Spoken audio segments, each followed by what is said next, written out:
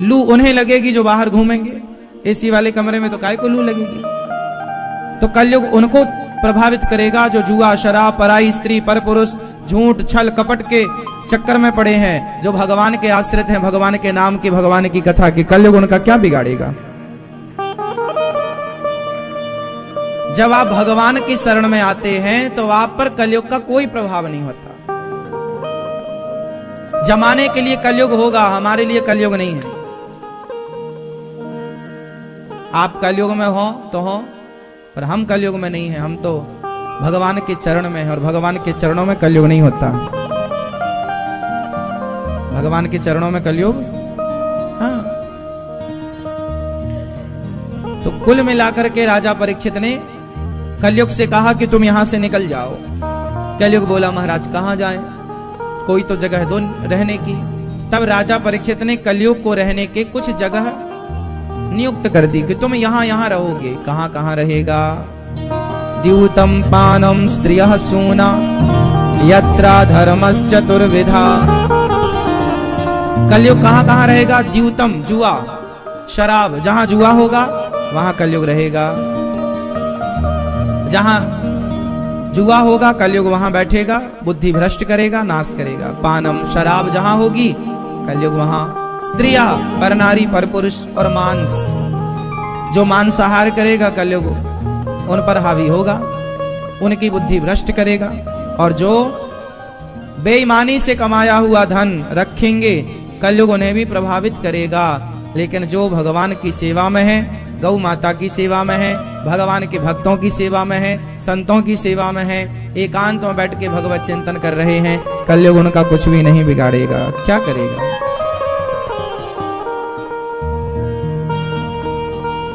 अच्छा बताओ, शनि किसका बिगाड़ता है? शनि लोग नहीं कहते महाराज जी हम पर तो शनि की 7.5 है। शनि किसका बिगाड़ सकते हैं? हाँ, एक आदमी बोला महाराज जी शनि बहुत है हमारे ऊपर। तो किसी ने कहा कि तुम पर शनि है तो एक काम करो, कुछ ब्राह्मणों को काला काला वस्त्र दान करो, काले जूते, काले वस्त्र, काली चीजें।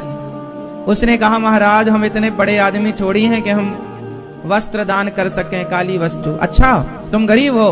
हाँ। अच्छा एक काम करो, फिर तुम काली वस्तु, एक काम करो, काला काला वो आता ना काला धागा, तुम जाओ और काला धागा खरीद के लाओ और दान कर दो काला, तो तुम्हारा शनि ठीक हो जाएगा। अरे महाराज हमारे पास इतना पैसा कहां कि हम धागा ला सकें। अब उसने कहा कि हमारे पास तो धागा लाने को 5 रुपए भी नहीं है। तो पंडित जी ने कहा शनि फिर तुम्हारा क्या बिगाड़ेगा जब कुछ है ही नहीं बिगड़ने के लिए। भाई शनि उन्हीं का तो बिगाड़ेगा जिसके पास कुछ हो बिगड़ने के लिए। अब तुम्हारा तो धागा खरीदने की ताकत नहीं है, तो शनि चिंता ना करो, शनि तुम्हारा कुछ नहीं बिगाड़ सकता। तो शनि ग्रह नक्षत्र उन्हीं का बिगाड़ते हैं कुछ, कलयुग उन्हीं का बिगाड़ता है कुछ, जो हो और जो भगवान की शरण में है। अच्छा देखो, आप क्या कहते हो ये पैसा मेरा, यदि आपने कहा कि ये पैसा मेरा, ये घर मेरा, तो शनि कलयुग बिगाड़ देगा आपका। अच्छा तुम्हारा है ये लो, लेकिन आप ये भाव रखते हो कि प्रभु जो कुछ है वो हमारा नहीं है, जो कुछ है प्रभु सब आपका है, हम भी आपके। तो जब सब कुछ भगवान का है तो कलयुग भगवान का थोड़ी कुछ बिगाड़ सकता है। आप ये मान लो कि सब भगवान का है, ये मत मानो कि मेरा है। परिवार को ये मत मानो कि मेरा है, ये मानो कि ये परिवार, ये व्यापार, सब कुछ प्रभु आपका है। अब बिगड़े तो आपका, बने तो आपका, तो कलयुग फिर तुम्हारा क्या बिगाड़ेगा? कुल मिलाकर ये समझो जो भगवान के आश्रित हैं कलयुग उनका क्या बिगाड़ेगा? और कलयुग छोड़ो, कोई भी उनका क्या बिगाड़ेगा? इसलिए राजा परीक्षित ने सिर पर जो मुकुट पहन रखी थी, कलयुग मुकुट पर आकर बैठा, वो जरासंध की मुकुट थी, और कलयुग ने राजा परीक्षित की बुद्धि भ्रष्ट कर दी और राजा परीक्षित को समीक जी के गले में इन्होंने मरा हुआ सांप डाल दिया। तब श्रृंगी जी ने श्राप दे दिया। इति लंघित मर्यादम तक्षकः सप्तमे हनि। आज से तक्षक तुम्हें डसेगा और तुम्हारी मृत्यु हो जाए। आज से 7वें दिन तक्षक तुम्हें डसेगा और तुम्हारी मृत्यु हो जाएगी। अब राजा परीक्षित को देखो, 7 दिन में मरने का श्राप लगा। 7 दिन में मरना है परीक्षित जी को। राजा परीक्षित को जब पता चला कि मरना है, तब इनकी आंखें खुली और परिवार से मन हटाया और पुत्र को राजा बना करके तुरंत घर से निकल गए। जब आदमी को पता लग जाता है कि मैं मरने वाला हूं, तब आंखें खुल जाती हैं। इसलिए हम तो कहते हैं कि आप ये मान लो कि आप मरने वाले हो। आप में से कितने लोग मरने वाले हैं? हम सब मरने वाले हैं। क्यों जी? गई बहुत थोड़ी रही, नारायण अवचेत, काल चिरैया चुग रही, निज दिन आयु खेत। बहुत चली गई, अब बची कितनी? इसलिए हम तो कहते हैं कि देखो, अपनी मृत्यु को ना रोज याद करो। आप लोग ना डरते हैं हम मर ना जाए, नहीं, आप अपनी मौत को रोज याद करो। क्योंकि जब मौत को याद करेंगे तो आप पाप से बचेंगे और प्रभु को याद करेंगे। मौत को मत भूलिए। गोस्वामी जी कह रहे हैं, 2 बातन को भूल मत, जो चाहे कल्याण, नारायण एक मौत को पूजे श्री भगवान। अच्छा ये बताओ, राजा परीक्षित को 7 दिन में मरने का श्राप ना लगा होता तो क्या वो इतने सावधान होते?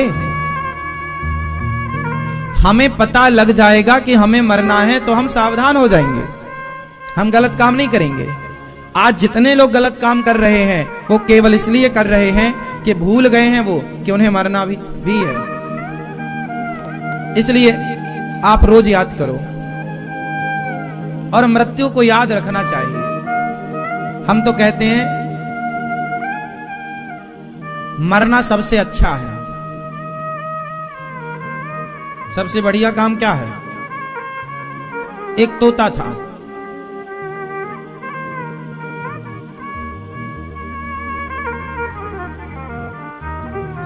तोता कथा सुनता था। गुरुजी कथा सुनाए और बोले तोता, सबको बोले सीताराम सीताराम बोलोगे तो पार हो जाओगे, सीताराम सीताराम बोलोगे तो भवसागर से पार। तोता भी बोलने लगा, गुरुजी ने बोला है कि सीताराम सीताराम बोलेंगे पार हो जाएंगे। अब तोता जस डाली पर बैठे, सीताराम सीताराम सीताराम। किसी ने सुना कि ये तोता तो बढ़िया सीताराम बोलता है, पीछे से जाके चुपके से पकड़ लिया और पिंजरे में बंद कर लिया। अब तोता गुरुजी को बोलने लगा, अरे गुरुजी कैसे थे तुम्हारे सीताराम? आपने तो बोला था कि मुक्ति मिल जाएगी, पार हो जाओगे, हमें तो बंधन मिल गया। सीताराम सीताराम बोलने से हम तो पिंजरे में आ गए। एक दिन गुरुजी निकले वहीं गली से, तोते ने पहचान, अरे ये तो गुरुजी, वही गुरुजी आओ। गुरुजी आपने ऐसी कथा सुनाई कि हम तो बंधन में बंध गए। आपने बोला था कि सीताराम बोलो मुक्ति मिल जाएगी, पार हो जाओगे। हम तो ना मुक्ति मिली ना पार भये, लो पिंजरे में और आ गए तुम्हारे सीताराम के चक्कर में। गुरुजी बोले तुम मुक्त हो सकते हो। कैसे मुक्त हो बताओ? बोले मर जाओ। अरे मर जाएंगे तो कैसे काम बनेगा? बोले सच्ची का नहीं, झूठ मूठ का मर जाओ। बोले तुम्हारा मालिक आए तुम्हें दाना वाना डालने तो तुम ऐसे नाटक करना कि तुम मर गए। ठीक है गुरुजी। गुरुजी ने गुरु मंत्र दिया, चले गए। अब उसका मालिक आया, तोता सचमुच जीभ बाहर करके और सिर लटका कैसे पड़ा पिंजरे के भीतर। मालिक को लगा मर गया, तो पिंजरा खोला और उसने तोते को बाहर निकाला। बाहर जैसे निकला तोता फुर्र से उड़ गया। क्या समझ में आया आपको? जगत के लिए जब तक मरोगे नहीं तब तक जगन्नाथ नहीं मिलेंगे। जगत के लिए मर जाओ, जिंदा रहो केवल भगवान के लिए। जगत के लिए जिंदा रहने से भी कोई लाभ नहीं है, कुछ नहीं मिलना। सिवाय धोखा के। इसलिए जगत के लिए जीवित रहना अच्छा नहीं है। सांसें हों केवल भगवान के लिए। इसलिए आप लोग भी ना जितने जल्दी हो सके संसार के लिए मर जाओ। आनंद चाहते हो ना तो मरना पड़ेगा जगत के लिए, पर जगन्नाथ के लिए जिंदा रहना पड़ेगा। जैसे मीरा मर गई पति के लिए, जैसे मीरा मर गई ससुर के लिए, जैसे मीरा मर गई परिवार के लिए, पर जिंदा थी तो गिरधर गोपाल के लिए। गोपियां मर गई परिवार के लिए, जिंदा है केवल घनश्याम के लिए। भरत जी मर गए अयोध्या वासियों के लिए, जिंदा है तो केवल राम के लिए। ऐसे मरना पड़ता है। आप लोग मरते तो हैं लेकिन परिवार के लिए मरते हैं। आप लोग गाना गाते हैं हम तुम पे मरते हैं, काहे मरते हो?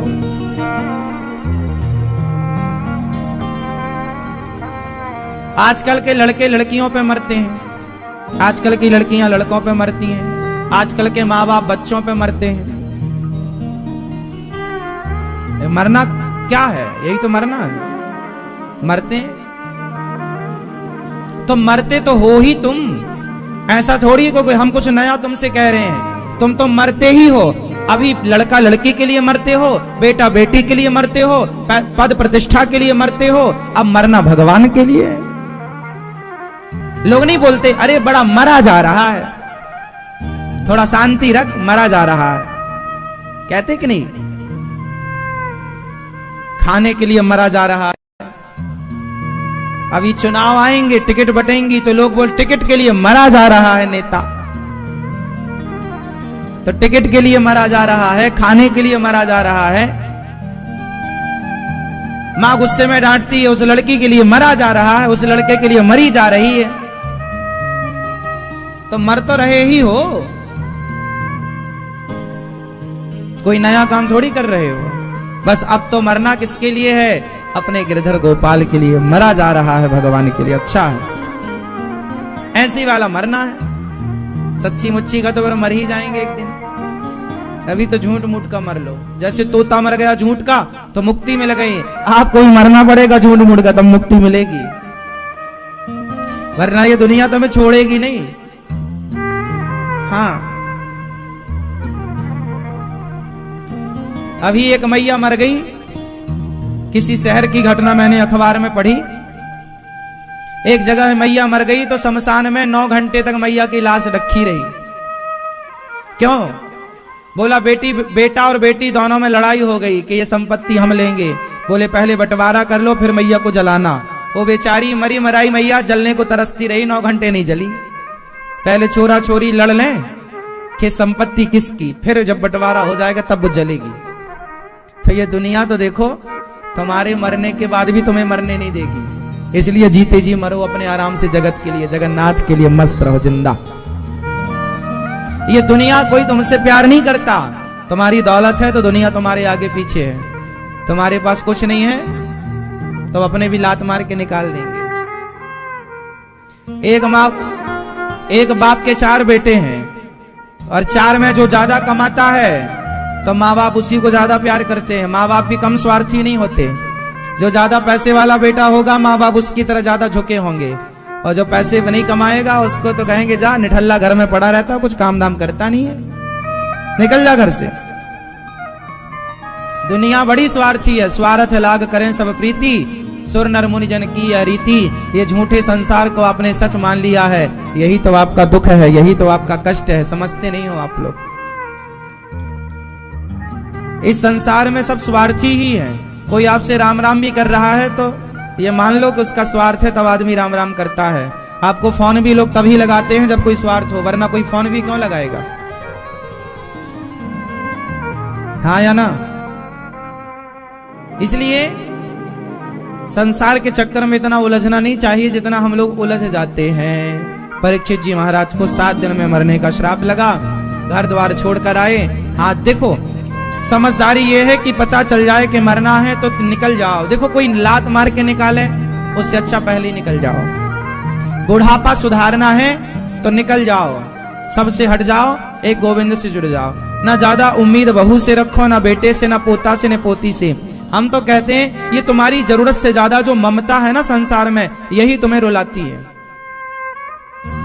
यदि आपको किसी से ममता ना हो, आपको किसी से कुछ चाहिए ना हो, तो आपका कोई बाल भी बांका नहीं कर सकता। आपको चाहिए ही नहीं तो कोई क्या बिगाड़ेगा? बिगाड़ेगा तो तब जब आपको कुछ चाहिए। हमें तो चाहिए ही नहीं। निस्वार्थ तो बनो आप, निष्काम तो बनो आप। सुख कहां है? कामना में सुख नहीं है, निष्काम में सुख है।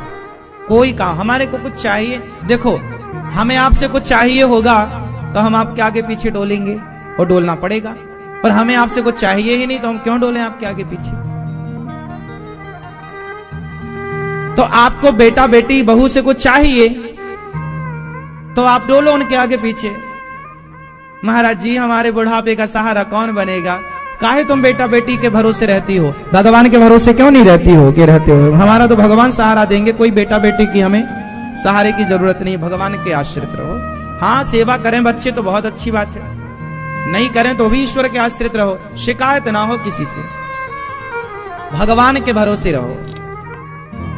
और एक बात मैंने जीवन में देखी है, प्रैक्टिकल है मेरा, जो परिवार के भरोसे रहते हैं वो ज्यादा दुखी रहते हैं, और जो भगवान के भरोसे रहते हैं वो सुखी रहते हैं। परिवार के भरोसे रहने वालों का बिस्तर पर मलमूत्र होता है, पर भगवान के भरोसे रहने वाले चलते फिरते ही भगवान के धाम को चले जाते हैं। उन्हें एक गिलास पानी की भी किसी से जरूरत नहीं पड़ती। ये मेरे जीवन का 90% अनुभव है, मैंने देखा है। जो भगवान के आश्रित उन्हें किसी की जरूरत ही नहीं पड़ी, चलते फिरते चले गए। और जिनके करने वाले बहुत थे वो बहुत कष्ट पाए। इसलिए भरोसे भगवान के रहा करो। आपका बेटा बहुत अच्छा है, आपकी बेटी बहुत अच्छी है, भगवान करे सब अच्छे हों, फिर भी भरोसा भगवान का, फिर भी भरोसा भगवान का, फिर भी आश्रित नहीं किसी के। जगत के आश्रित होना ही दुख है, जगन्नाथ के आश्रित होना ही सुख है। प्रभु के आश्रित रहो, बिहारी जी के आश्रित रहो, गौरी गोपाल भगवान के आश्रित रहो। राजा परीक्षित को 7 दिन में मरने का श्राप लगा, घर परिवार छोड़कर शुकताल आए।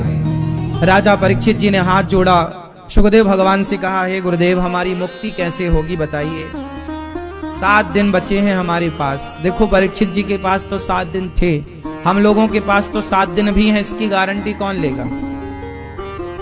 परीक्षित जी के पास तो 7 दिन थे, आपके पास अगला दिन है कि नहीं, ये कौन गारंटी लेगा इस बात की कि अगला दिन आपका है? इसलिए जीवन क्षणभंगुर है, जीवन का भरोसा नहीं करना चाहिए। जो करना है जल्द कर, जो करना है अच्छे काम आज ही कर लो, कल पर भरोसा मत करो, क्योंकि कल एक दिन आएगा कि एक दिन कल तो आएगा पर हमारे लिए नहीं आएगा। इसलिए मृत्यु को समझदार लोग, अपनी मृत्यु को समझदार लोग 2 लोगों को याद रखते हैं, एक भगवान को, एक अपनी मौत को। तो आप भूल गए थे, इसलिए हमने तो आपको याद दिला दिया कि आपको मरना भी है। इसलिए प्रभु को याद रखो, है ना, और अपनी मौत को सदा याद रखना चाहिए। जगत में कोई ना परमानेंट है कोई, हाँ जगत में कोई न परमानेंट, जगत में। तो भगवान का नाम ज्यादा जपना, सारे संत लोग कहते हैं नाम जप करो, नाम जपो। क्यों कहते हैं? क्योंकि नाम जप इसलिए कहते हैं कि नाम इतना जप लो कि आपके भीतर नाम भर जाए। क्या हो जाए? रोज सीताराम सीताराम, श्रीमन नारायण श्रीमन नारायण, इतना नाम जपो कि जब आप सोएं, और कई लोग सोने में बड़बड़ाते हैं कि नहीं? मैया आप बड़बड़ाती हो, आपको थोड़ी पता लगता है, वो तो बगल वाले को पता लगता है।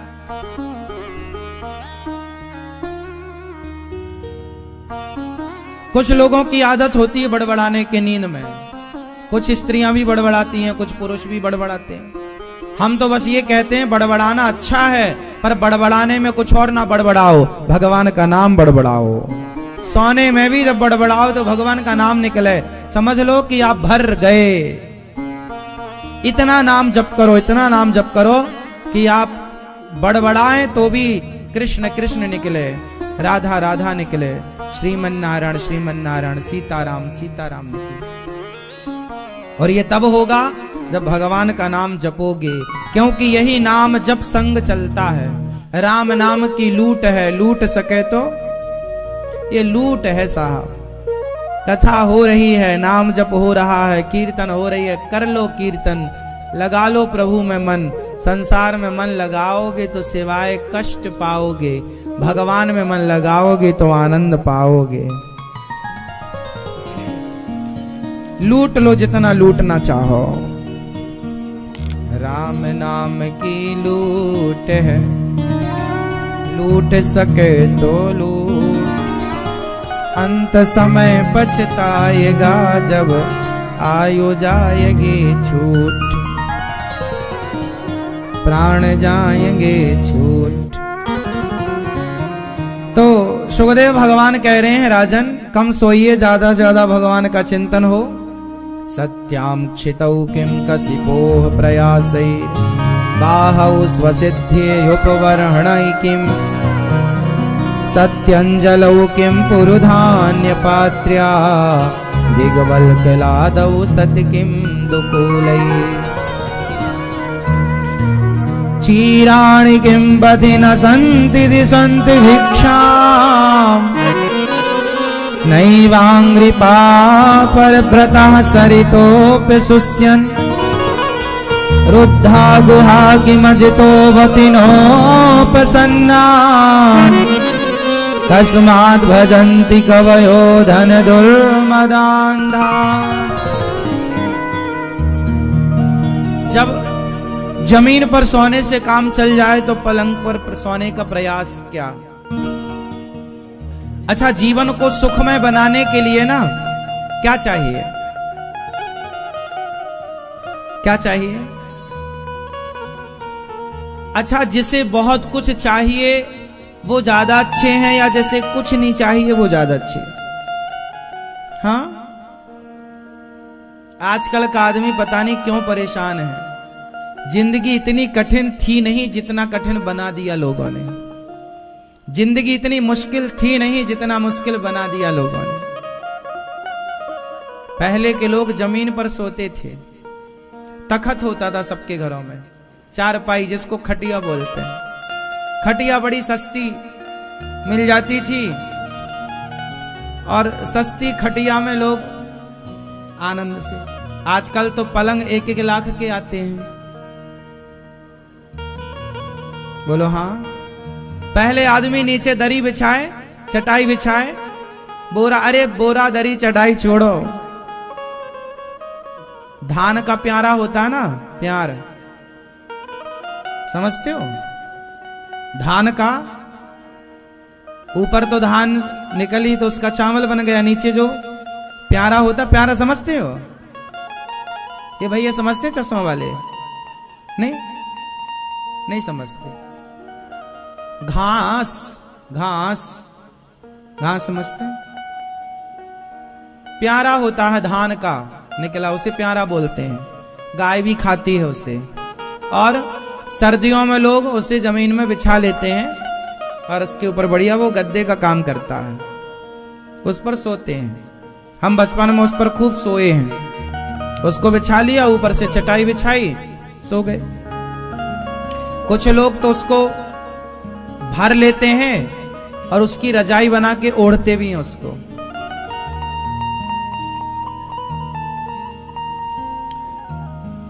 जिसके बजट नहीं है रुई वुई खरीदने का, गद्दे खरीदने का, वो प्यारा भर ले और नीचे भी प्यारा ऊपर भी प्यारा, और सो जाए, बढ़िया गर्म करता है वो। प्राकृतिक है, ईश्वर का बनाया है। मतलब जिंदगी आसान थी। जीवन चाहिए क्या हमें? पेट भरने को रोटी चाहिए, पहनने को कपड़े चाहिए, रहने को छाया चाहिए, रोटी कपड़ा मकान, पढ़ने को शिक्षा चाहिए, बस और क्या चाहिए? पहले के लोग ना बहुत खुश थे, क्योंकि इच्छाएं बहुत कम थीं। पहले के लोग ज्यादा हंसते थे, ज्यादा खुश थे। बताओ, अच्छा सच्ची बताओ, पहले ज्यादा खुशी थी? पहले के लोग ज्यादा खुश थे कि आज के लोग ज्यादा खुश हैं? जबकि पहले कोई भी सुख सुविधाएं नहीं थी। पहले महिलाएं 4 पड़ोसन इकट्ठी हुए, चलो पानी भरने चलते हैं, ऐसे कांख में दबाया मटका, कुएं की ओर चली, कुएं पर जाती, पानी भरती, बढ़िया वहां हंसती मुस्कुराती, मजाक करती, हंसती मुस्कुराती और पानी भर के चली आती। एक्सरसाइज भी हो जाती और पानी भी भर जाता, और वो कुएं से पानी पीती। कुएं का पानी बढ़िया होता है, शुद्ध पानी है, नदी का पानी, कुएं का पानी, तालाब का पानी। अब आजकल का फिल्टर का पानी पी पी के फिर भी परेशान हो। पहले का आदमी कुएं का पानी पीता था और नदी का पानी पीकर स्वस्थ था। क्यों जी? खूब पहले घर कच्चे होते थे पर रिश्ते बहुत पक्के होते थे। पहले गर्मियों की छुट्टियां आई तो सारे लड़के अपने मामा के घर भाग जाते थे। सारी लड़कियां चलो मामा के घर चलते हैं छुट्टी बिताने के लिए। हम लोग पूरा 2-2 महीने मामा के घर रहा करते थे।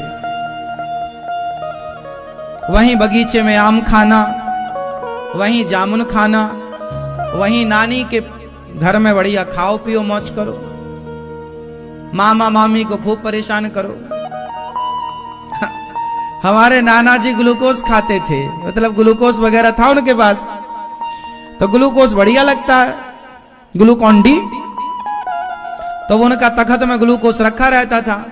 और वो जरा जाए बाहर तो हम लोग सारा ग्लूकोज वही खा जाए पूरा। दवाइयां तक पी जाते थे, मीठी थी। जो मीठी वाली थी वो अपन ही पी गए, उनका ग्लूकोज अपन ही खा गए। पूरा गर्मी, पूरी गर्मी कंचे खेलते रहते थे, पूरी गर्मी तालाब में नहाते थे, पूरी गर्मी दोपहर 10 बजे से लेकर शाम को 4 बजे तक पूरा दिन तालाब में नहाते थे। पूरी गर्मी मामा के घर गुजरती थी। आजकल के बच्चे पूरी गर्मी मामा के घर गुजरने आ जाए तो मामी का सिर चढ़ जाएगा। आजकल की मामियां झेल भी ना पाएंगी। आजकल लोग जो कहते हैं ना बच्चे बहुत ऊधम, महाराज जी हमारा बच्चा बहुत ऊधम करता है। अरे आज के बच्चे तो ऊधम करते ही नहीं, ऊधम तो हम लोग करते थे खूब। पहले के बच्चे खूब ऊधम करते थे।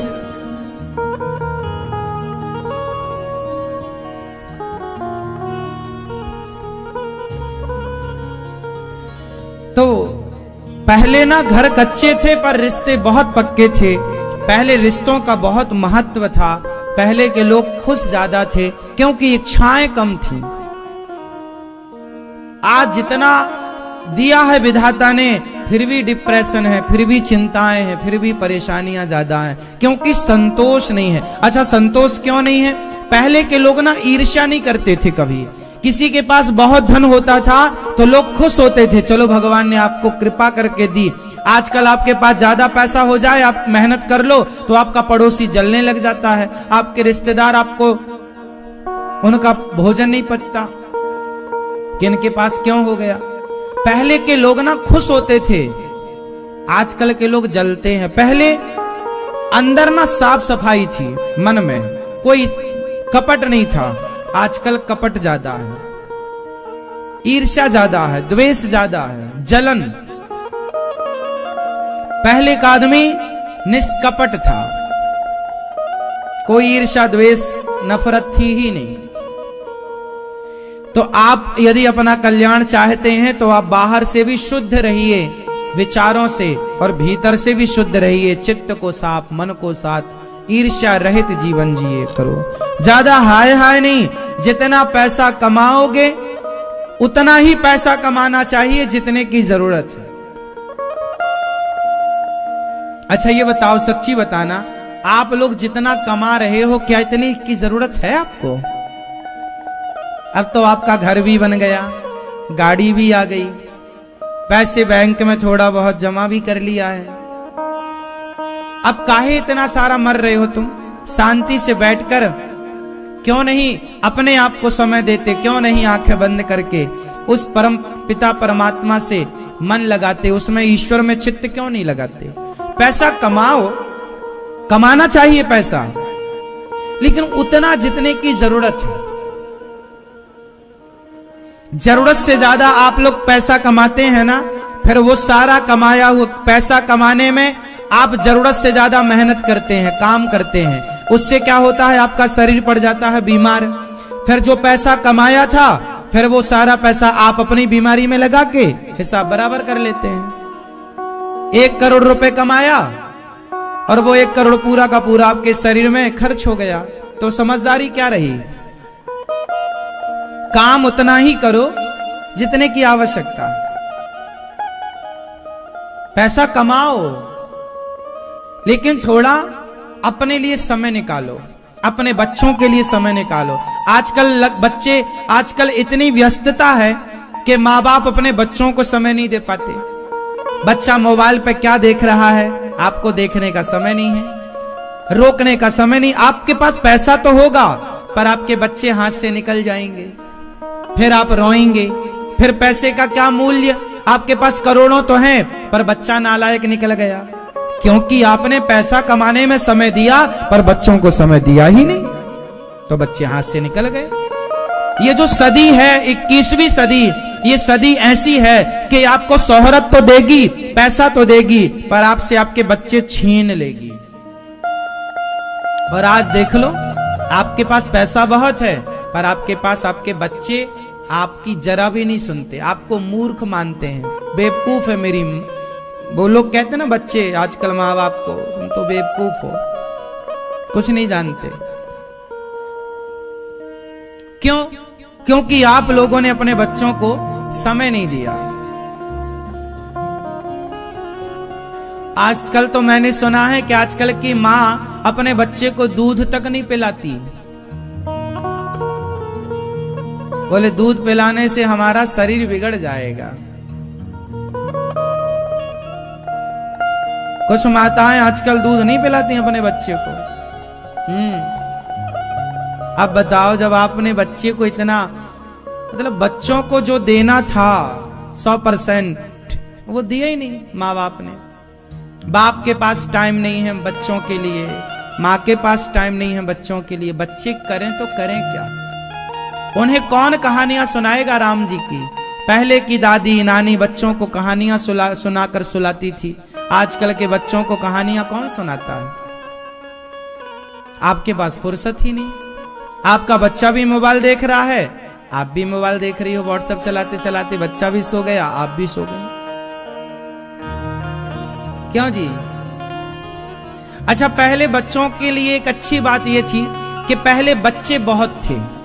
एक घर में 4-4 बच्चे, 6-6 बच्चे, चाचा का भी बच्चा, बड़े ताऊ का बच्चा, मतलब ज्वाइंट फैमिली थी ना, तो सारे बच्चे खेलते भी थे।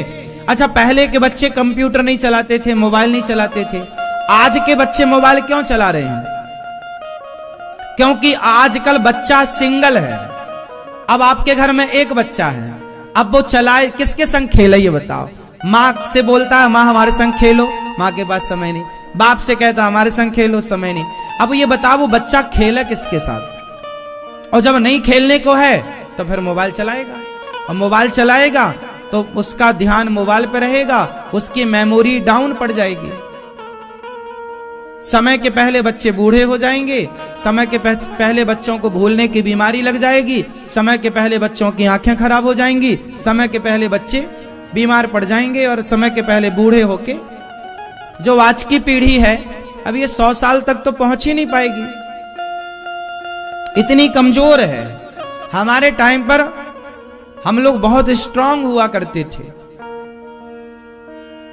हड्डियां बड़ी मजबूत होती थी,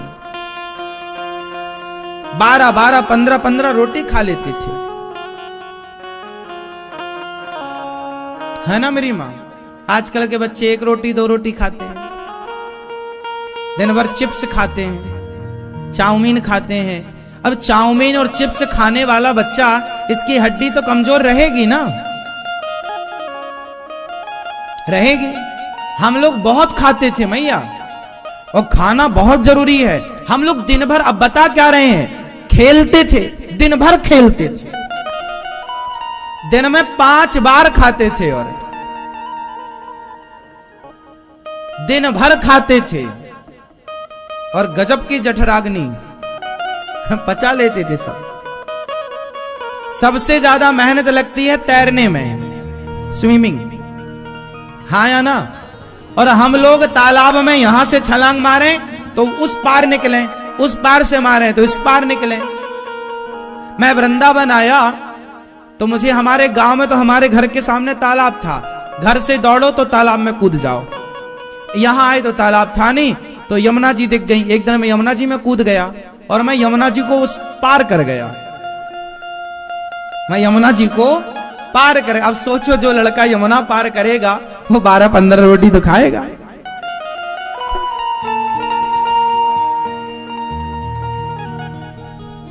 पहले खूब खाते थे, वो खूब खाना बहुत अच्छी बात, जवानी लड़कपन में तो खूब खाना चाहिए। परहेज करो 30 के बाद, 40 के बाद। लड़कपन का खाया ना जवानी और बुढ़ापे तक साथ देता है, याद रखना। बच्चों को खूब घी पिलाओ,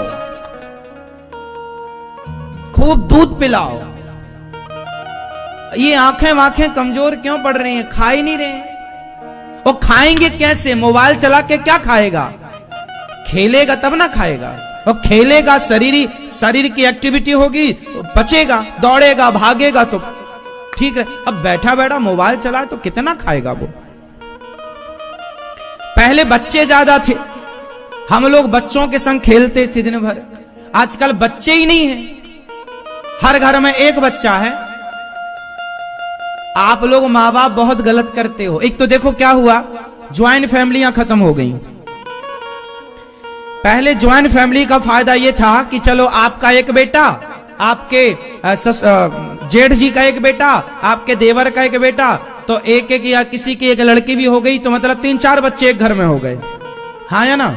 और 3-4 बच्चे हो जाते थे तो अपन सब लोग खेलते रहते थे, फिर जरूरत नहीं थी मोबाइल की और कंप्यूटर की और गेमों की, क्योंकि 4 बच्चे यदि हैं तो 4 बच्चे बिठाल दो तो 4 बच्चे कभी मोबाइल नहीं चलाएंगे। मोबाइल तब चलाएंगे जब सिंगल या डबल होंगे, ज्यादा होंगे तो वो खेलेंगे।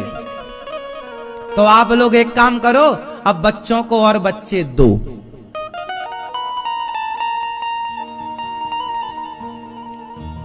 कम से कम 3-4 तो हो। या फिर एक काम करो कि ज्वाइंट फैमिली में रहो, अपने जेठ जी से लड़ा ना करो, अपने भाई से लड़ो मत। परिवार एक एक पैदा करना है तो ज्वाइंट फैमिली रहो, अपने भाई के साथ रहो, कम से कम 2-3 भाई हो और बहन हो, सब तो ठीक रहेगा। पहले जमाने में कम से कम 4 तो होते ही होते थे, 2 भाई और 2, तो छोटे भाई बड़े भाई का भी मजा था, छोटी बहन बड़ी बहन का भी मजा था। अब तो ना बहनों का मजा है ना भाइयों का, सिंगल फेस है। क्यों जी? पहले तो 7 बहनें होती थी, हमारी बहुत मौसी हैं।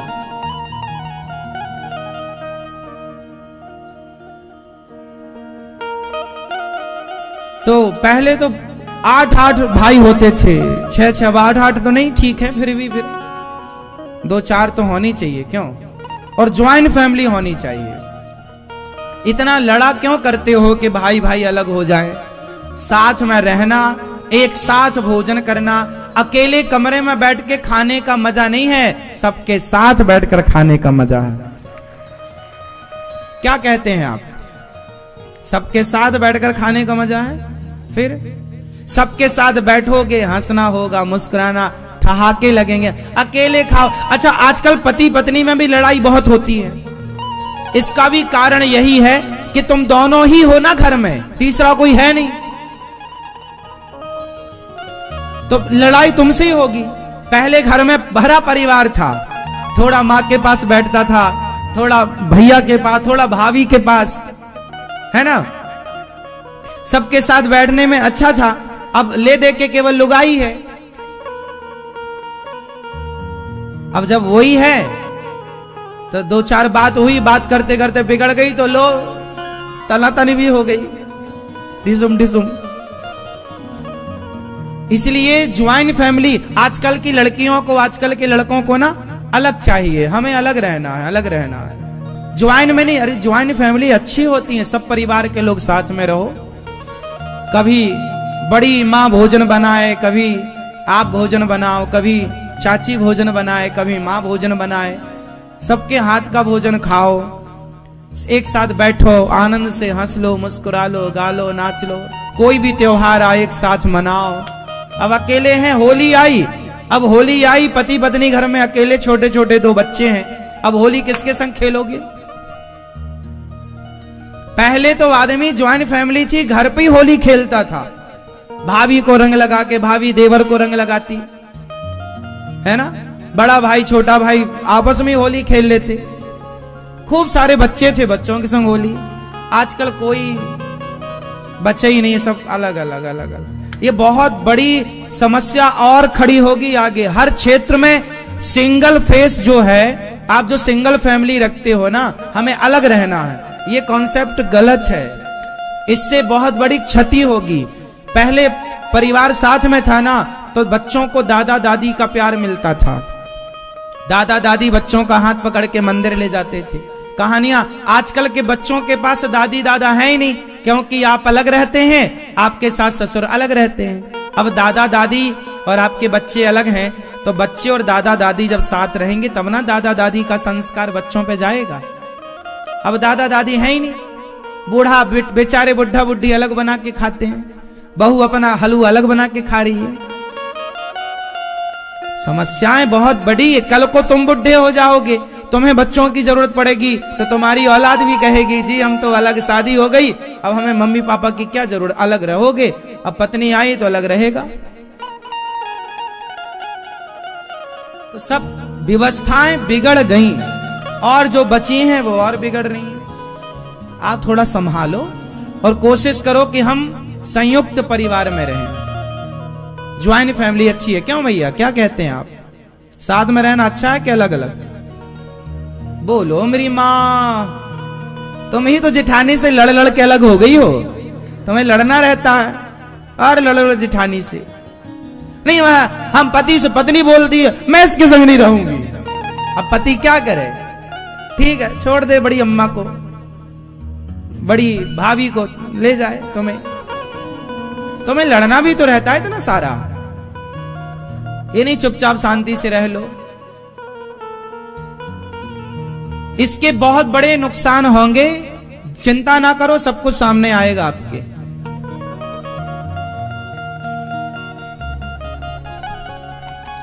इसलिए हमारे भारत में संयुक्त, ये जो 5 उंगलियां हैं ना, ये पांचों अलग अलग हैं, इनका कोई मूल्य नहीं, कोई भी पकड़ के मरोड़ के तोड़ के चला जाएगा। लेकिन ये पांचों जब एक बन जाएंगे, किसी के मुंह में पड़ जाएंगी तो 32 दांत बाहर आ जाएंगे।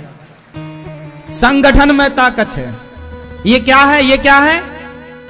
ये संगठित नहीं है। ये देखो, ये 5 उंगली अलग अलग हैं, ये संगठित नहीं है, पर ये संगठित हो गई ना, और जिसको पड़ जाएगी नानी याद आ जाएगी,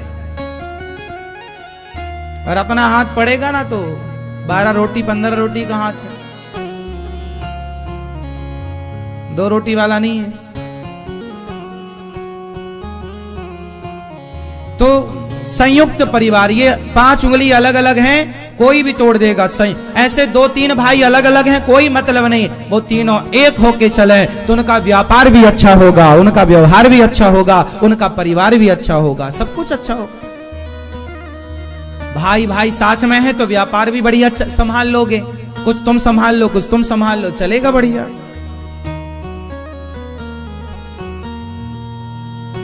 भाई पर भरोसा करना सीखो। आजकल के लोग गैरों पर भरोसा करते हैं, पर भाई पर भरोसा नहीं करते।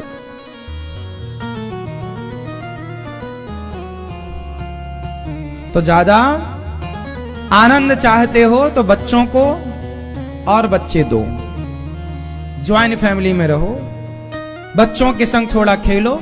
सारी जिंदगी पैसा ही ना कमाते रहो थोड़ा बच्चों को समय दो, बच्चों को लायक बनाओ। आपकी सबसे बड़ी संपत्ति है आपके बच्चों की काबिलियत। आपके बच्चे काबिल हो गए तब तो आपका कमाना, आपका मेहनत करना सार्थक हुआ। और आपके पास पैसा बहुत है पर बच्चे नालायक हो गए तो बताओ पैसा कमाना सार्थक हुआ कि व्यर्थ चला गया? बताओ। आपकी बेटी गलत रास्ते पर चली गई, आपका बेटा गलत रास्ते पर चला गया, तब आपके पैसे की कोई कीमत रह जाएगी? इसलिए बच्चों को जिम्मेदारी से उन्हें योग्य बनाकर समाज की सेवा में तैयार करना, समाज के काम आ सकें वो, इस लायक बनाना, यही आपके उपलब्धि है, आपकी उपलब्धि है, यही आपकी दौलत है। कागज के टुकड़े आपकी दौलत नहीं है, बच्चों की योग्यता आपकी दौलत है। लेकिन आप लोग भूले भटके हैं और आप बस पैसों के पीछे भाग रहे हैं। ना तो आपके पास बच्चों के लिए समय है, ना परिवार के लिए समय है। सुबह से शाम तक पैसा पैसा पैसा पैसा।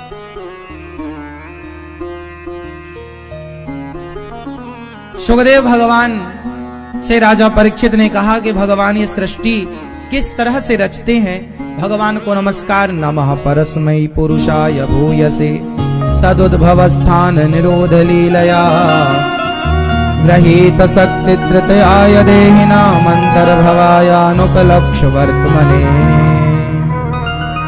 सुखदेव भगवान प्रणाम करते हैं और भगवान नारायण की नाभि से किस प्रकार ब्रह्मा जी प्रकट हुए, किस प्रकार उन्होंने चतुश्लोकी भागवत का उपदेश किया, अहमेवास्मेवाग्रे नान्यदि यत् सत् सत्परम, और किस प्रकार से ब्रह्मा जी ने 10 प्रकार के लक्षण भागवत जी में बताए। अत्र सर्गो विसर्गश्च स्थानम पोषण मूतया मनवंतरे शानु कथा निरोधो मुक्तिराश्रय।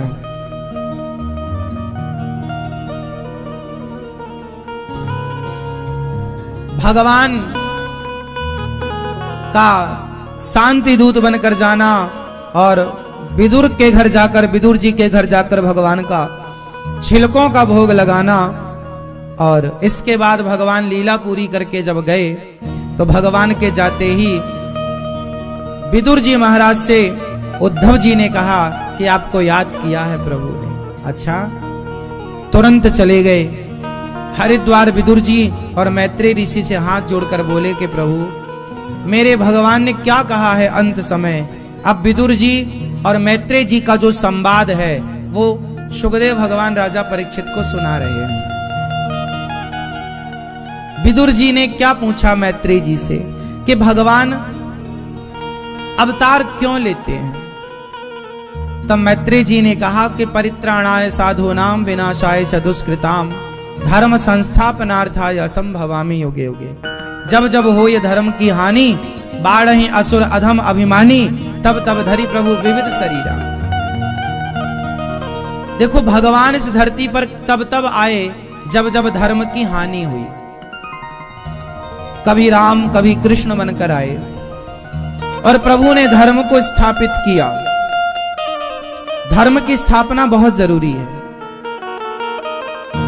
आप भी अपने घर में धर्म की स्थापना करना। आपके जीवन से ना धर्म ना चला जाए।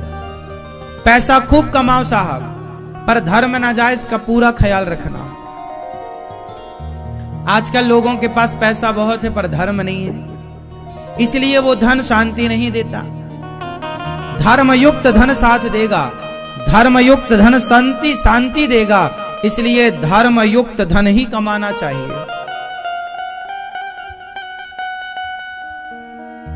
भगवान ब्रह्मा जी ने सृष्टि का क्रम स्टार्ट किया। सबसे पहले ब्रह्मा जी ने महातत्व की सृष्टि की, फिर अहंकार की, भूत सर्ग की, इंद्रियों की, मन की, देवताओं की, अविद्या की, वृक्षों की, पशु पक्षियों की, मनुष्य की, और 10वीं सृष्टि देवता असुर पितर गंधर्व। 4 युग बनाए ब्रह्मा जी ने, सतयुग त्रेता द्वापर कलयुग। चारों युगों की आयु निश्चित की। कलयुग की आयु 4,32,000 वर्ष, द्वापर की 8,64,000 वर्ष, त्रेता की 12,96,000 वर्ष और सतयुग की 17,28,000 वर्ष। ये चारों युगों की आयु निश्चित की। इसके बाद ब्रह्मा जी ने 12 महीने बनाए, 7 दिन का सप्ताह बनाया, घटी पल बनाए, मिनट का आकलन बनाया, समय की गणना बनाई कि कितने सेकंड का मिनट होगा, कितने घटी का पल होगा, कितने पल का लब होगा, कितने लब का निमेष होगा, कितने निमेष का क्षण होगा। ये सब गणनाएं हैं। घटी पल, पहले के लोग क्या कहते थे? 1 पल 2 पल, 1 घड़ी 2 घड़ी। पहले की गणना जैसे आज क्या बोलते? 1 मिनट 2 मिनट। पहले 1 मिनट 2 मिनट नहीं था, 1 घड़ी 2 घड़ी, 1 पल 1 क्षण। पहले क्या था? 1 क्षण, 1 निमिष, 1 पलक।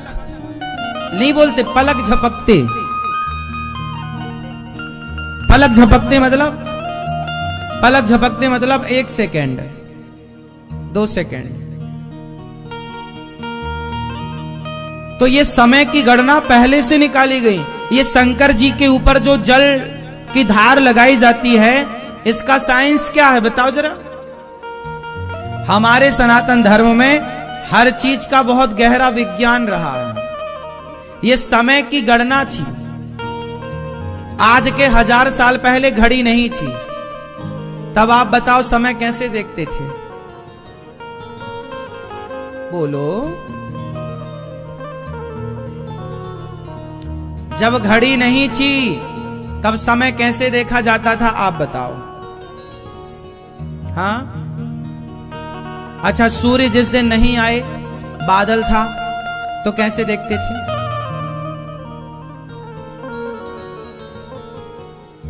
रात्रि को तारा और चांद से समय देखते थे, पर जिस दिन बादल था, बारिश का महीना, तो चांद तारे कुछ भी नहीं दिखते थे। दिन में सूरज नहीं आते, रात को चांद तारा नहीं दिखता, तो समय कैसे देखते थे? था ना कठिन, लेकिन उसको भी हमारे ऋषियों ने आसान बनाया था। हमारे यहां जो शिवजी के मंदिर में जलधार थी, वो जलधार एक प्रकार की घड़ी थी। एक मटके में उतना ही पानी भरा जाता था और उतना ही छेद किया जाता था, और एक गणित निकाली जाती थी कि इसका इतना पानी इतने समय में खर्च होगा, तो समझ लिया जाता था इतना बच गया। और ये हर घर में, हर मंदिर में जलधार थी, मतलब ये गणना थी। मटका कोई ऐसा मटका नहीं, कोई भी मटका ला के रख दिया नहीं। आजकल आपके वॉशरूम में एक बाल्टी होती है, उसमें भी अंदर ना गिनती लिखी होती है, इतनी ऊंचाई में इतना पानी आएगा, उसमें लीटर लिखा रहता है। उतना पानी भरो तो उतना लीटर हो गया, पूरी भर दो तो 15 लीटर, थोड़ा कम भरो तो 12 लीटर, थोड़ा कम भरो तो उसमें लिखा रहता है इतना पानी है, मतलब वो बता देगा कि 8 लीटर पानी है। हाँ या ना? उसी तरह घड़ों में भी एक गणना गिनती थी कि इस घड़े में इतना पानी आएगा, और उस हिसाब से उसका छेद किया जाता था। उतना पानी टपकेगा तो वो पानी, कितना पानी कितने समय पे खर्च होगा, वो पानी को देखकर घड़े का भरा और खाली देखना वो बता देता था कि इतना टाइम हो गया। जब बादल होते थे, जब सूर्य का प्रकाश था, तब तो सूर्य के प्रकाश से निश्चित हो जाता था कि भाई समय इतना हो गया। पर अक्सर आपने देखा होगा शंकर जी पर जलधार चढ़ाने का सीजन कब आता, कब चढ़ाया जाता? उत्तर दो जोर से। सावन में। और अक्सर सावन में ही ना तो सूर्य निकलता है, ना रात्रि को चांद निकलता है। और शंकर जी पर जल कब चढ़ाया, धार कब लगाई? क्योंकि सावन के महीने में वो दिन में भी कैसे सूर्य के बिना पता लगेगा, और रात्रि को भी कैसे चंद्रमा के बिना पता लगेगा, इसलिए उसे जल, वो एक प्रकार की घड़ी थी, उस जमाने का टैलेंट था। आजकल वो विद्याएं लुप्त हो गई। तुम कहते हो कह रहे पंडित तो पागल हैं, शंकर जी पे पानी बहा रहे हैं। अरे पानी नहीं बहा रहे हैं, वो एक विज्ञान था उस दौर का, उसे तुम समझ ना पाए तो हम क्या करें? हमारा सनातन धर्म पूरा साइंटिफिक है, सबके पीछे का एक कारण है। यदि कार्य है तो कारण है। हमारे यहां कोणार्क मंदिर है, भारत में सूर्य मंदिर बोलते हैं, जो कि उड़ीसा में है, जगन्नाथपुरी के पास, लगभग 100 किलोमीटर की दूरी, लगभग कुछ कम ज्यादा हो तो आप जानो। वहां पर एक मंदिर है, जिस मंदिर में एक चक्र है, उस पर प्रकाश आज भी, वो 1400 साल पुराना है, आज भी, अभी नया जो 10 का नोट आया उस पर उसकी फोटो है, वो आज भी सही टाइम बताता है मंदिर। उस पर जब सूर्य का प्रकाश पड़ता है तो वहां का जो गाइड है वो बताते हैं कि देखो इसका प्रकाश यहां है, मतलब इतना बज गया। पहले के लोग छाया देख के बता दे। हमारी दादी, पेड़ लगा था घरों में, तो उसकी छाया यहां पर पड़ रही है तो 4 बज गया, वहां पर पड़ रही है तो 5 बज गया, वहां पर पड़ रही है तो सूर्यास्त होने की स्थिति है, वहां पर पड़ गई तो 12 बज गया। पेड़ की छांव, आपकी जो परछाई है ना, वो 12 बजे अलग होगी, 4 बजे अलग होगी और सवेरे 9 बजे अलग होगी, हाँ या ना? अब आपको जानकारी है तो आपकी परछाई ही बिल्कुल परफेक्ट समय बता देगी कितना बज गया है। उसी से घड़ी बनी है, उसी से सही टाइम नापा गया है। पता है आपको भाई, घड़ी में अभी 2:45 बज रहा है, ये घड़ी को भी 2:45 किसने बताया कि अभी 2:45 बज रहा है? ये भी इसी गणना ने बताया, भारतीय गणना ने बताई है। नासा को किसने बताया किस तारीख को सूर्य ग्रहण पड़ेगा? भारतीय विधान ने बताया है दुनिया को किस तारीख को इतने बज के इतने मिनट पर।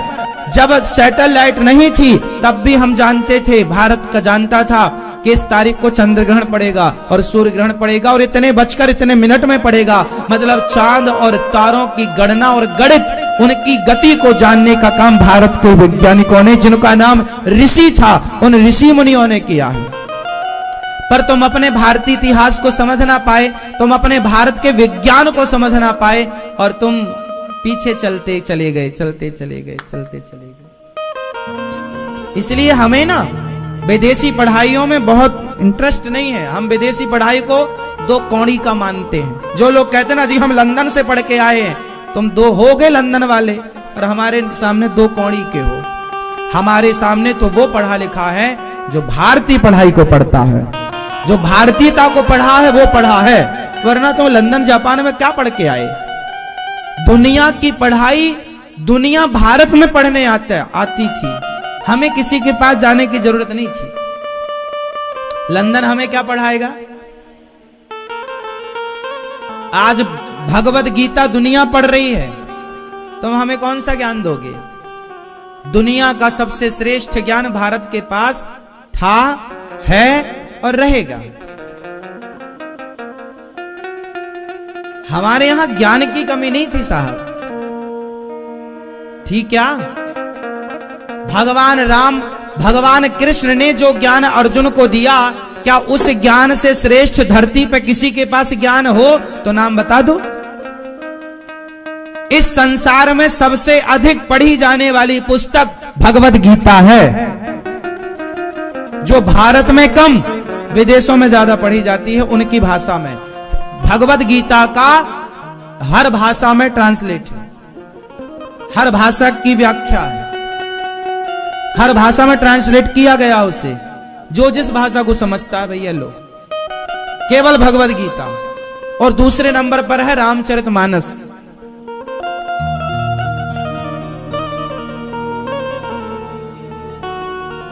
दुनिया में किसी की पुस्तक इतनी नहीं पढ़ी जाती और सुनी जाती। भगवत गीता, उससे बड़ा ज्ञान किसके पास होगा? दुनिया में किसी मजहब, पंथ, किसी संप्रदाय में भगवत गीता से श्रेष्ठ ज्ञान किसी के पास हो तो बताएं। आप दुनिया की पुस्तकें ले आओ सब और पढ़ के फिर भगवत गीता से मिला लो, रामचरितमानस से मिला लो और हमारे वेदों से, हमारे दर्शन से मिला लो। हमारी जो फिलॉसफी है उससे श्रेष्ठ किसी की हो तो बताओ। आप तो पता नहीं क्यों भिखमंगे बन गए, हमारे पास तो ज्ञान का अंबार था, भंडार था।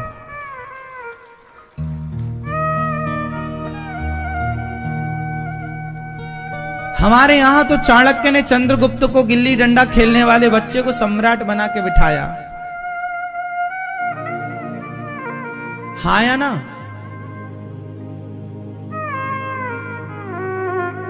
कितनी श्रेष्ठ शिक्षा प्रणाली थी। हमारे भारत में भगवान राम इस धरती पर कब आए? आज से लगभग 8 लाख वर्ष पहले। उस समय गुरुकुल था, तब ना राम जी पढ़ने के लिए वशिष्ठ जी के यहां गए। मतलब गुरुकुल की पढ़ाई शिक्षा प्रणाली, तब हमारे यहां शिक्षा की बातें 8 लाख साल पुरानी मिलती हैं। हाँ या ना?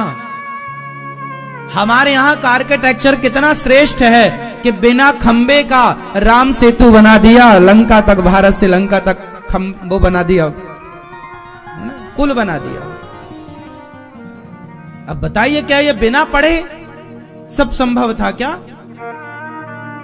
उस जमाने के मंदिर हमारे देश में आज भी 1000 साल पुराना, 2000 साल पुराना मंदिर आज भी मौजूद है हमारे भारत में। जगन्नाथपुरी का मंदिर कितना पुराना है, द्वारिका का मंदिर कितना पुराना है।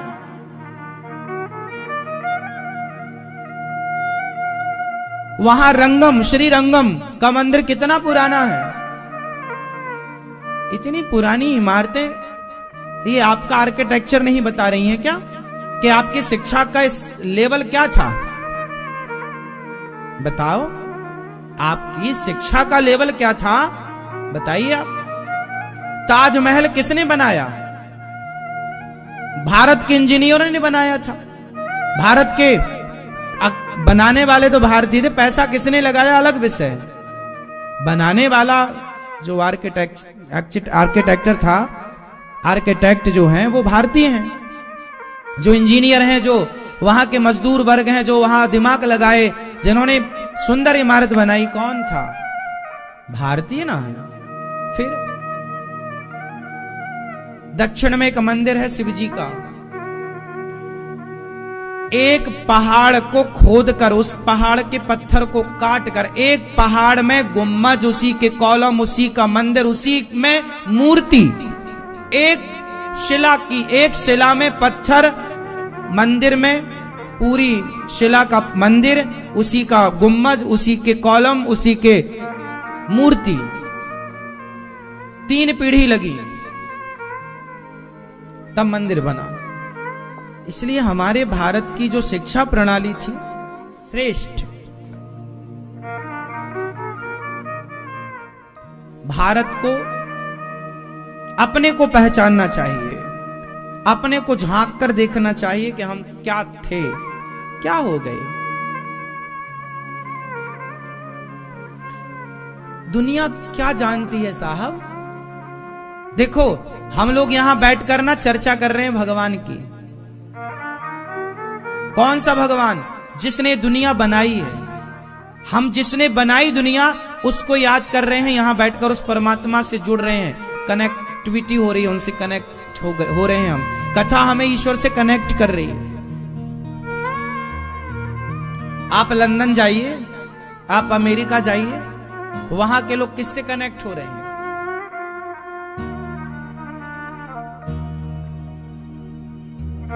पूरी दुनिया में क्या चल रहा है?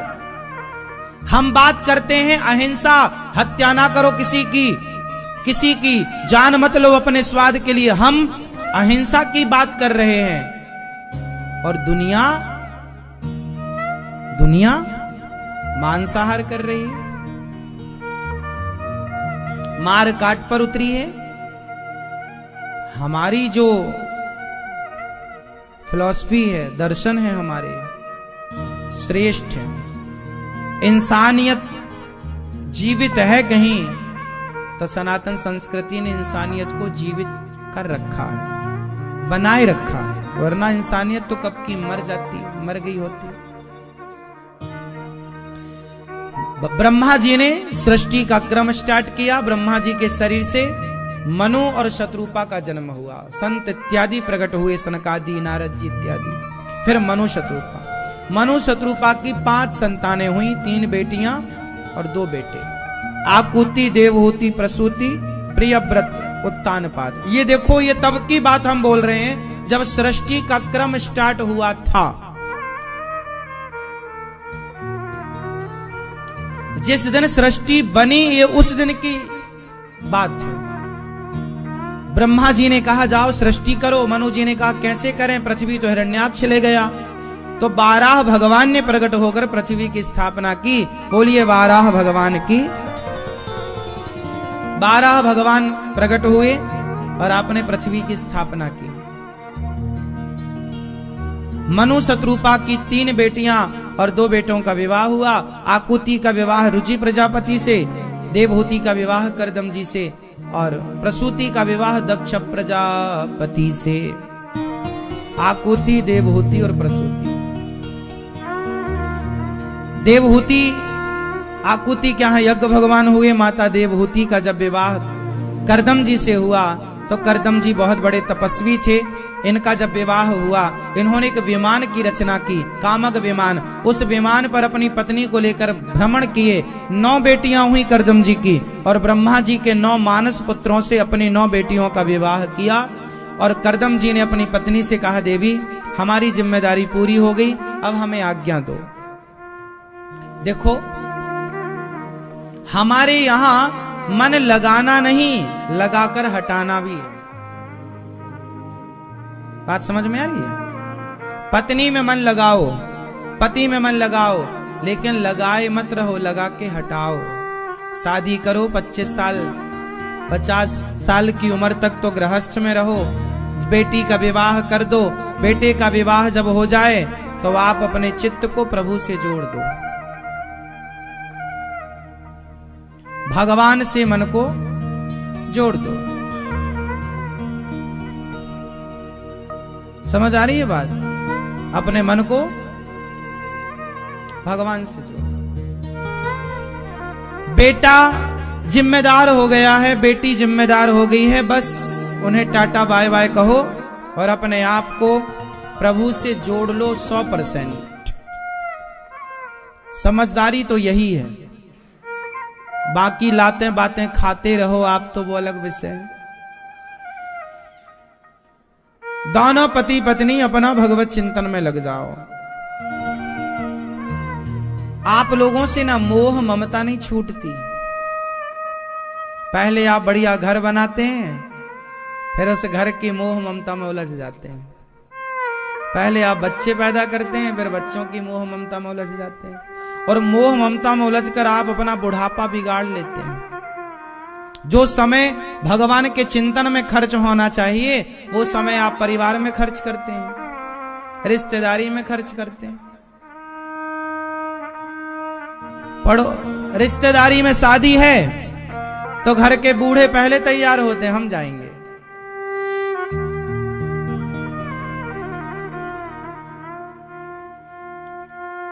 अब तुम्हारा ये समय रिश्तेदारियां निभाने का नहीं है। अब बच्चों को जिम्मेदारी दे दो, बेटा अब तुम्हारी रिश्तेदारियां तुम निभाओ। अब आपको हर रिश्तेदारी से मुक्त होना चाहिए, बंधन से मुक्त होना चाहिए।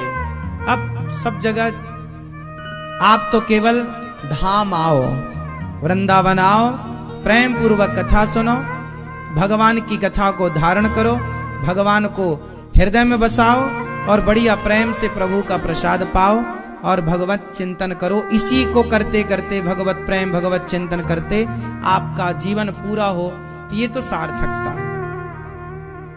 लेकिन आप 80 साल में भी रिश्तेदारियां निभा रहे हैं, व्यवहार में जा रहे हैं, रसगुल्ले खा रहे हैं रात को।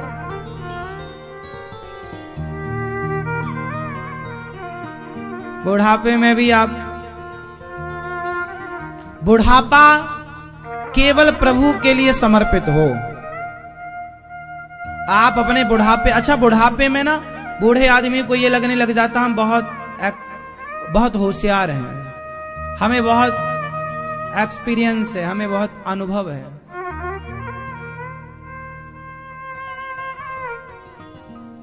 हम बहुत अनुभवी हैं महाराज, हमारे बाल ऐसे थोड़ी सफेद हो गए हैं। बूढ़े लोगों का एक फेमस डायलॉग है, हमारे बाल ऐसे थोड़ी पक गए हैं, वो पके नहीं थे तुम्हारे बाल। तुम चाहते थोड़ी थे कि बाल पक जाएं, वो तो पक गए। तुम तो अभी भी मेहंदी पोतते हो। जब बाल पकने का इतना शौक था तो मेहंदी क्यों पोत रहे हो? तो तुम्हारे बाल जो पके हैं ना, वो ये बता रहे हैं कि तुम्हारा टाइम हो रहा है, अब निकलो, भगवान में मन लगाओ और ये संसार के उलझन में ना पड़ो। ये उम्र एकांत की है, ये उम्र सुलझने की है, उलझने की नहीं। लेकिन बुढ़ापे में आदमी ज्यादा उलझता है और आप समझते नहीं हैं। आप बहुत होशियार समझते हैं अपने आप को। होशियारी ये नहीं है कि आप बुढ़ापे में संसार में हाय तौबा करते रहें। समझदारी ये है कि बुढ़ापा आ गया है तो एकांत में बैठकर ध्यान परमात्मा के चरणों में लग जाए। ये बुढ़ापे की सार्थकता है। मन सबसे हट जाए, ये बुढ़ापे की सार्थकता है। हाँ या ना?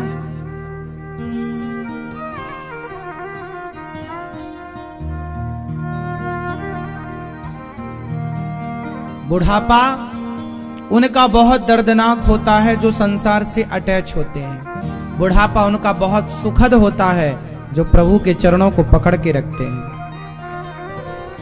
अब आपके हाथ में दोनों ऑप्शन है, क्या करना है वो आप देख लो, है ना मेरी मां?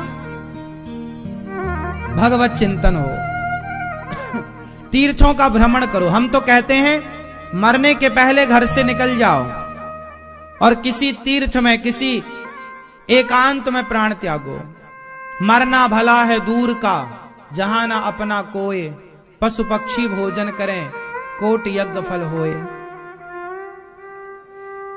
आप लोग ना बुढ़ापे में भी घर से निकलते नहीं हैं, आपका मन हटता नहीं है। बुढ़ापे में भी एक बूढ़े आदमी मरने वाले थे कि तभी वो इशारा करें, बच्चे आ गए। बच्चों को लगा शायद कोई पता बता रहे हो कि हमने वहां पैसा गड़ा रखा है, सोना चांदी हड़ा गाड़ रखा है।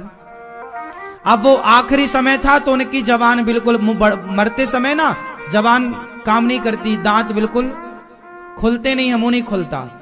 बुढ़ापे में ऐसा होता है, बोलते दतौरी बंद हो जाती है, जिह्वा लटपटाने लग जाती है, वो काम नहीं करती। मरने के कुछ मिनट पहले, कुछ घंटे पहले, तो वो आदमी बस इशारा कर,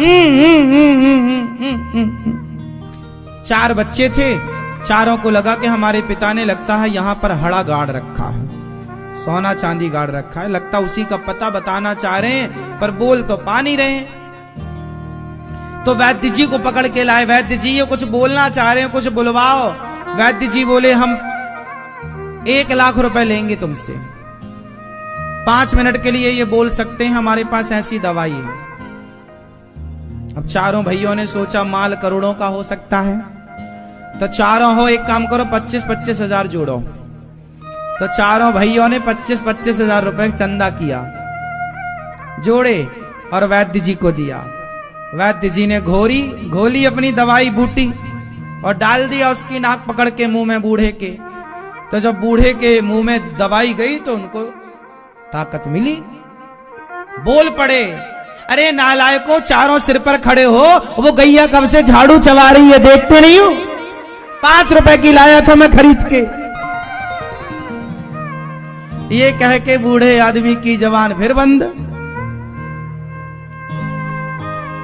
चारों बच्चे माथा पकड़ के रोने लगे। लोगों ने कहा भी तो बाप मरा नहीं है, काहे रो रहे हो? बोले पहले ही मार दिया हमें।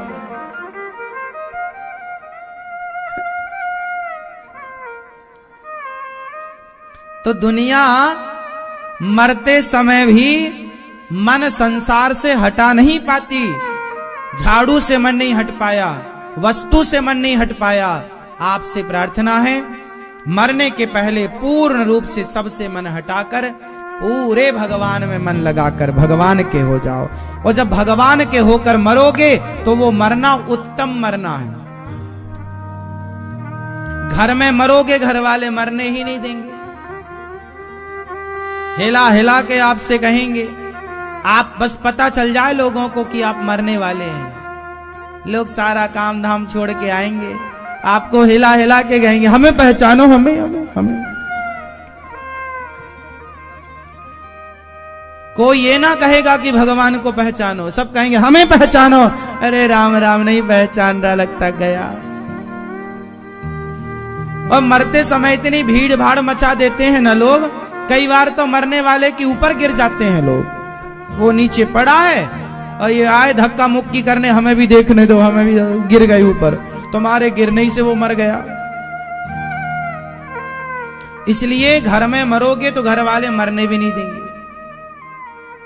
शांति से।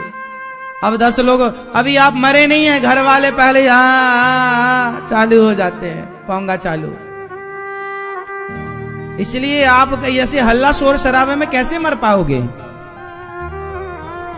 इसलिए मरना कहां? एकांत में, जहां केवल 2 लोग हों, एक आप और एक भगवान, तीसरा कोई ना हो।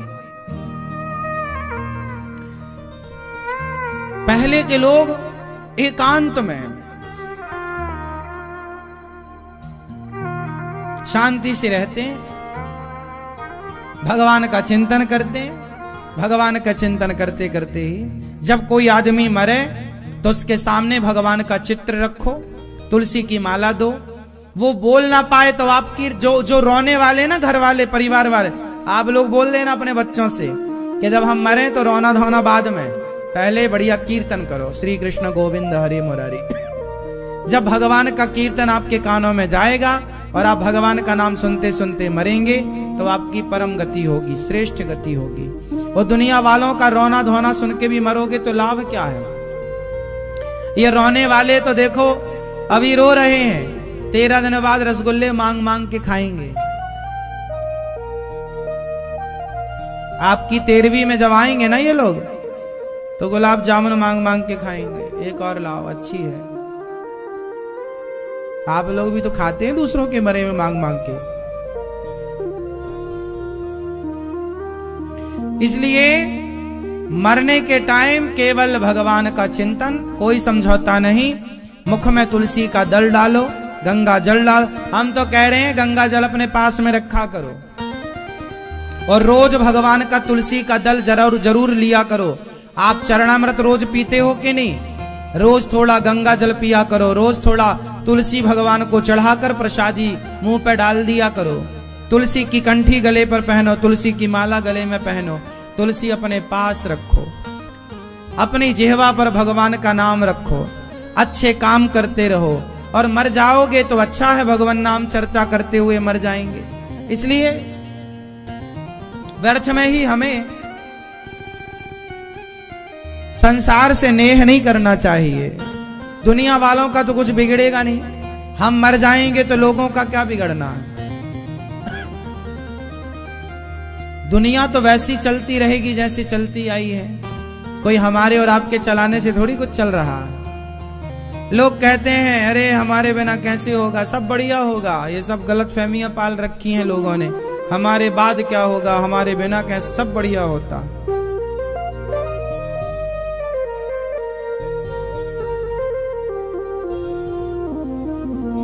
तो आप लोग तो देखो, हमने तो अपनी तैयारी स्टार्ट कर दी है, अपने मरने की तैयारियां। आप लोग वृंदावन आए हैं, इतना सारा सूटकेस लेके आए हैं, लड्डू वड्डू भर के लाए हैं, खाने पीने का सामान लाए हो मैया ना, इतना लाई हो। सोचो जहां हमेशा के लिए जाना, वहां के लिए भी तो कुछ बांधो। तो हम तो वहां की तैयारी में लग गए। समाज की सेवा करना ही वहां जाने की तैयारी है।